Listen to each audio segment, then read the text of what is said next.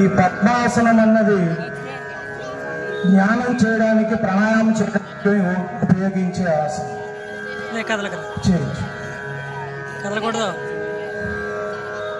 ఇది జ్వాలాసనం అంటారండి.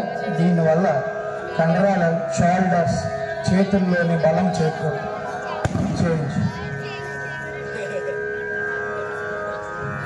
మత్స్య ఆసనం అండి. మత్స్య అంటే చేప. ఈ ఆసనం వల్ల గొంతుకులోని శ్లేషం మరియు థైరాయిడ్స్ ఏదైతే ఉన్నాయో దానికి ఆసనం చేంజ్ త్వరగా చేసినామండి.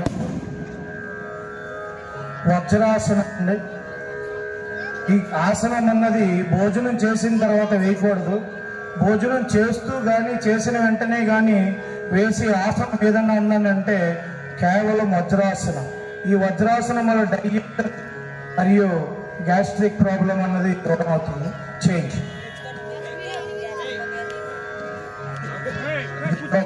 ఆసనం లాంటిది. చేంజ్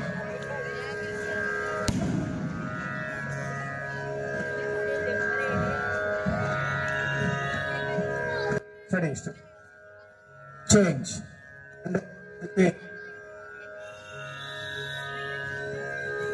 భుజంగ ఆసనం అంటారు.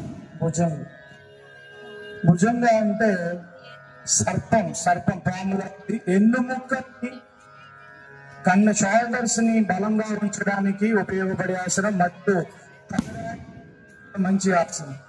చేంజ్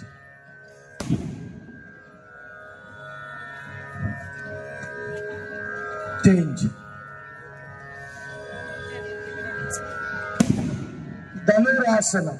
ధనురాసనం వెన్నుముక, తొడ కండరాలకి అలాగే నీస్ కి, షోల్డర్స్ కి ఎంతో ఉపయోగకరమైన ఆసనం. చేంజ్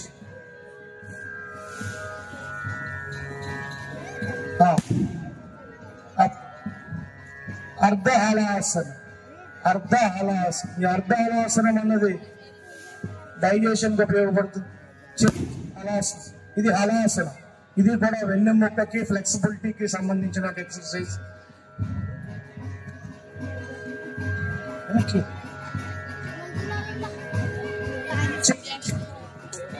చేంజ్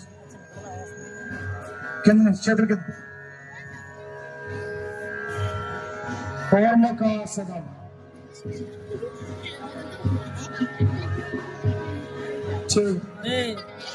ముందుకు వస్తుందిరా, నువ్వు వెయ్యి ఒక్కటి తెలుస్తుంది చదవంట కదా, వల్ల ఏం కాదు. చక్రాసనం బ్యాక్ పార్ట్ అంతటికి కూడా మంచి యొక్క ఆసనం. Change claps.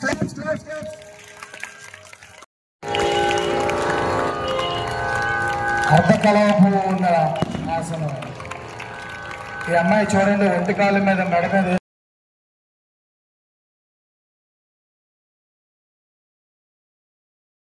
అమ్మా. నెక్స్ట్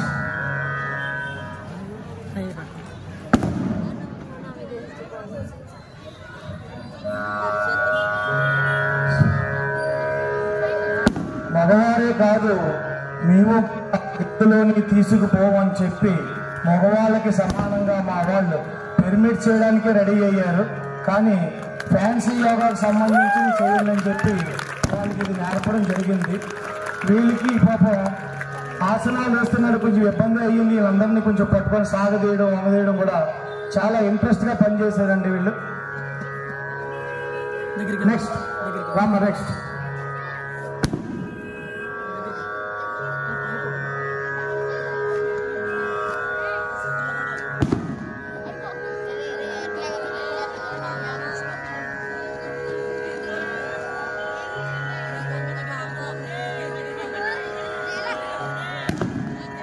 ఇంకా దగ్గర కదా సార్.